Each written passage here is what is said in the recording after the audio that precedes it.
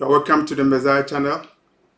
We operate as an end-time ministry, and today we are looking at 7 proofs that you can offer to show that you are a Hebrew, regardless of your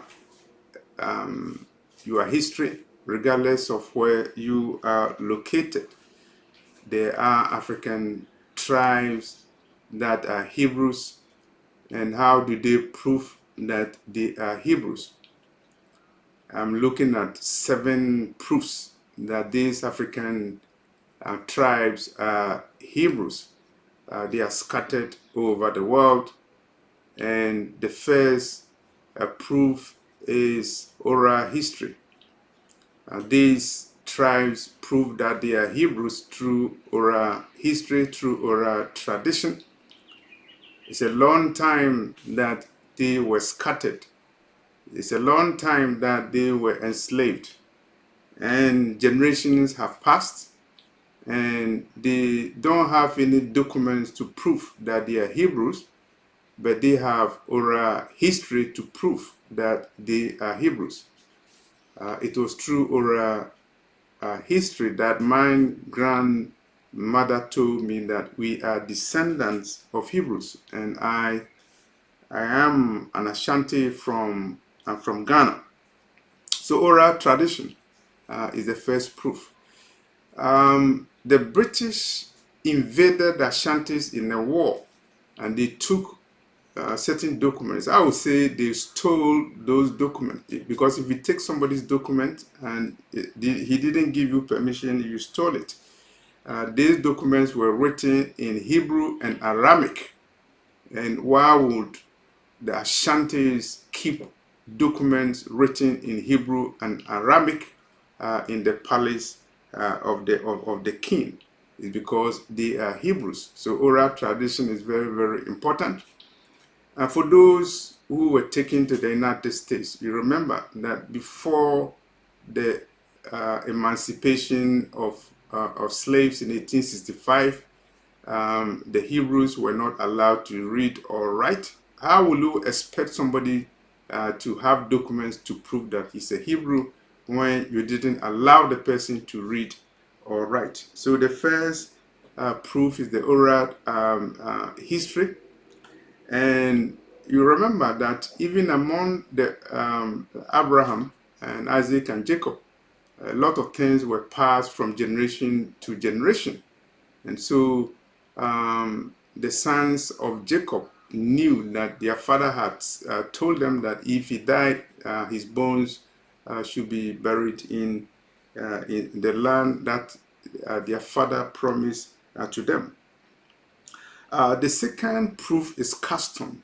The African tribes prove that they are Hebrews by looking at their customs and comparing the current customs with the customs that occurred in the days of Moses, in the days of Jacob, and the days of the Hebrews. And one of the customs involves circumcision. Circumcision is very, very important. Male circumcision. It was a commandment to Abraham that all Hebrews, male Hebrews, should be circumcised. And so John the Baptist went through circumcision. And many of these African tribes claiming to be Hebrews have the culture of male circumcision. And we also have menstrual seclusion when we're talking about the females. When they are in that period, they are secluded, and that is consistent with the Hebraic customs that we know. Intermarriages, cross-cursing marriages is also a custom that is still practiced among the Hebrews in Africa. So that's the second proof, the customs. So let's move to the third one, language. How do you prove you are Hebrew? You prove that you are Hebrew if you speak the Hebrew language. And let me tell you that the Hebrew language was developed by Africans, and because they are Hebrews, and they spoke the Hebrew when they were living in Canaan, and um, they were invaded and they were scattered all across the world. And if you move from your homeland, you lose touch with your language.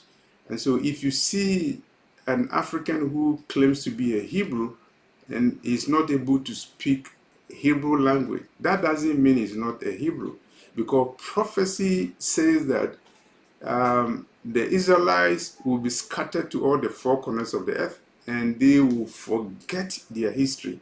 The world will not remember them again. They will not even remember their history. And so there are a lot of people, Africans, tribes who are Hebrews. They themselves do not admit they are Hebrews because they have forgotten their history, they have forgotten their language. If you can speak fluent Hebrew, that doesn't mean that you are a better Hebrew than somebody. That doesn't even mean that you are a Hebrew. The fact that you speak Hebrew doesn't mean you are Hebrew. I'm speaking English, but I'm not an English person. I learned the English and I'm speaking the English. That doesn't mean I am an English person. And so if you are in Israel and you speak Hebrew and therefore you are an Israelite, that doesn't work that way. And some people also say that the pure Hebrew language is not around. And those who claim they are Hebrews, they don't speak the Hebrew language, they speak Yiddish. Yiddish is not original Hebrew language. I may be wrong, but the fact that you speak Yiddish fluently does not necessarily mean that you are an original Hebrew. Probably you might have converted to Judaism. Probably you have moved to the land borders of Israel, but that doesn't mean that you are a Hebrew by blood and by descent. As we are talking about the Hebrew language, I read a book.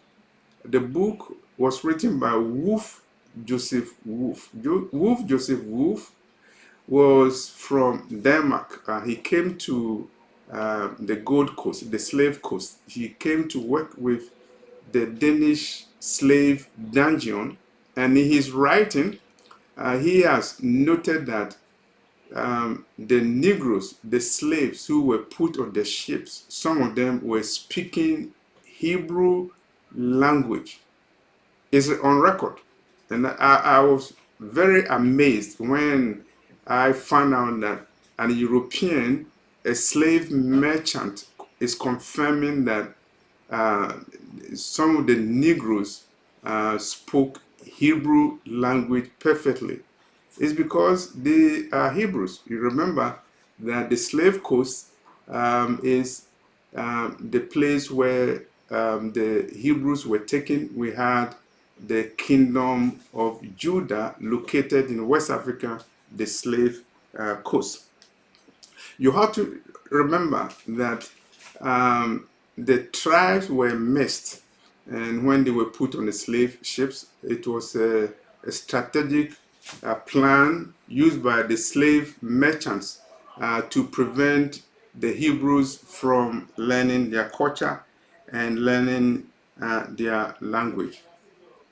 Okay, the fourth proof that these African tribes are Hebrews, we're looking at names, either their original names that were Hebrew names that were changed to European names. The Europeans branded the Africans when they bought them as slaves. When they sold them as slaves, they branded them, and one way of branding them was to give them European names. Even the Society for the Propagation of the Gospel changed the names of the slaves into SPG, meaning Society for Propagation of the Gospel, SPG. That was the initial that were written on the bodies of the Africans who were sold as slaves. When we're talking about names, apart from the fact that the Africans had Hebrew names, some of them ended with YAH, Yah. There are some towns in Africa that are named after the Hebrews.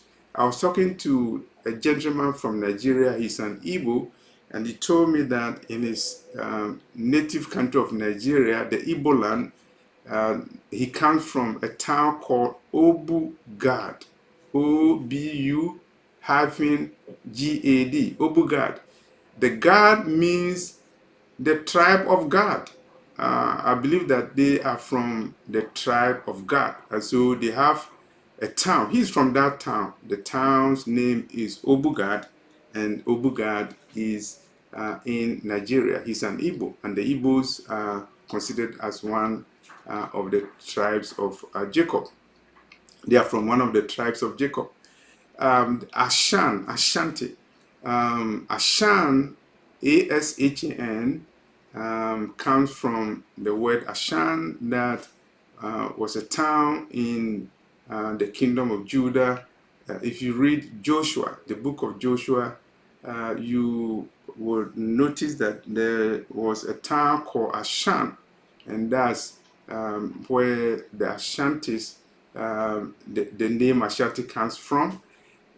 If you read the book by Stephen Jacobs, The Hebrew Heritage of West Africa, he mentions that fact. Okay, the fifth proof that the African tribes are Hebrews, we're looking at their social organizations, social political organizations. Some of these African tribes are kingdoms. They have kings, and they are also organized into tribes. Which people are organized into tribes? Are we talking about the British? No. Are we talking about the Italians? No. Are we talking about the Germans? No. We're talking about Africans who are organized into tribes, and that is a tradition from the Old Testament times in the life of the Hebrews in the land where they were before they were invaded, before they were scattered all over the world. Number 6 proof is the worship system, and there's nothing more important than the worship of Yahweh, the worship of the God of the Hebrews, and they worship Him on the Sabbath. And so, if you look at the African tribes that claim to be Hebrews, most of them still keep the worship of Yahweh, and they keep the Sabbath. So Sabbath keeping is a testament to the fact that these tribes are Hebrews, originally Hebrews, even though it's a long time that they were scattered to all the four corners of the earth.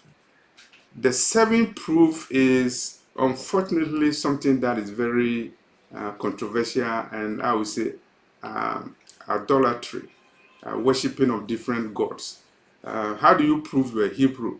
You can prove it because you are worshiping so many gods. It looks very unconvincing, but I think it's very convincing.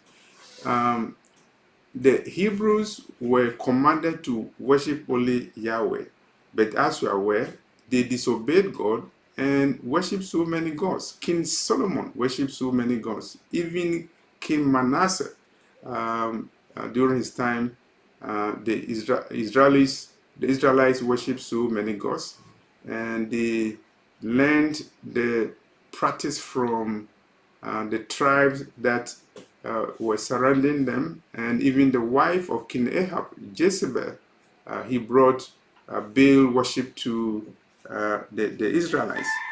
So the African tribes worship so many gods, and it's a proof that they are Hebrews. They brought the gods to where they went, and if you watch the African tribes, you may assume that they are pagans, but you have to remember that some of the practices resemble the practice that went on in ancient Israel. Let's take a few examples.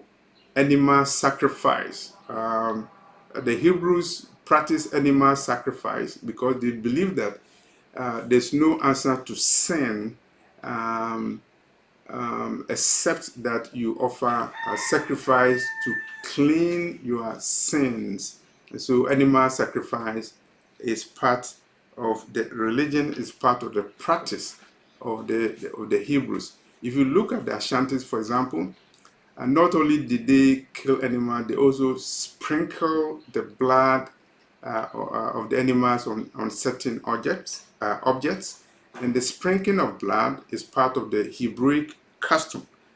And so I've selected only 7 proofs that you can rely on to show or to support the idea, to support the claim that these tribes are Hebrew tribes. So let me go over a little bit and talk about some of these tribes. Going through Africa, Southern Africa, you can mention the Lemba, who are in South Africa, who are also in Zimbabwe. Central Africa, you can mention the Bantus, the Bantu tribe. And if you go to Rwanda, the Tutsis of Rwanda also claim to be Hebrews. And if you go to Uganda in East Africa, the Abayudaya, they also are Hebrews, Abayudaya, and the name implies that they are from the tribe of Judah. Abayudaya people in Uganda are Hebrews. Then let's go to West Africa. If you go to West Africa, the Igbos in Nigeria claim to be Hebrews, and they are. I was watching a video where an official from Virginia was saying that there was a time they conducted research among the slaves that came to Virginia, and one of the research said that 42% of them were Igbos, Igbo, from Nigeria. And so the Igbos definitely are Hebrews. And in West Africa too, the Asantes, I've already done a video about them. They are Hebrews. The Gans, the Ga and Nangwe in Ghana too are also Hebrews. Going to the land, the islands of the sea, you have to remember that these Hebrews took their religion to where they were. And so somebody may be in the United States, somebody may be in Jamaica and the Caribbean who still carry their Hebrewness. Their traditions are still existing up to this time. In the United States, those who identify as Hebrews, they know the traditions and the customs that self-identify them as Hebrews. Some of these customs are weird or different, and that doesn't mean that they are not Hebrews.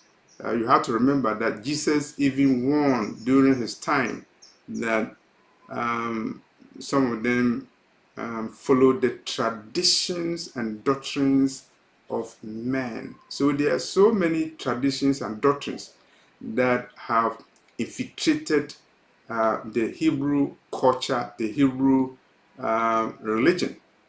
Even those who consider themselves as Jews practicing Judaism, some of the practices that they practice are not in the Torah. They are in the Talmud, a book that is outside the Torah, and so you consider them as doctrines of men. And this brings us to our conclusion. The 7 proofs that I have identified that we can use to prove that some of these tribes that are identified as Hebrews practice these things. And some of these markers, some of these checklists may apply to some of them. And the Hebrews, and they need to be awakened because the prophecy about their gathering is about to come true. It's an end time event, and the Lord will separate the wheat from the chaff. The Lord, the Messiah, will separate the Hebrews from the synagogue of Satan. It is not the practices that you engage in. It is not your self-elevation that you are Hebrew that matters. What matters is that you are obeying the commandment of God and you are not still worshiping idols. For that reason, your ancestors were scattered all over the world. You need to repent and go back to the roots and obey the commandments and be holy and wait until the time for your gathering. Thank you, and God bless you for watching this video. My email is raptureafrica@yahoo.com, raptureafrica@yahoo.com, small letters. Subscribe to the channel and share the message to all the 4 corners of the earth. Thank you.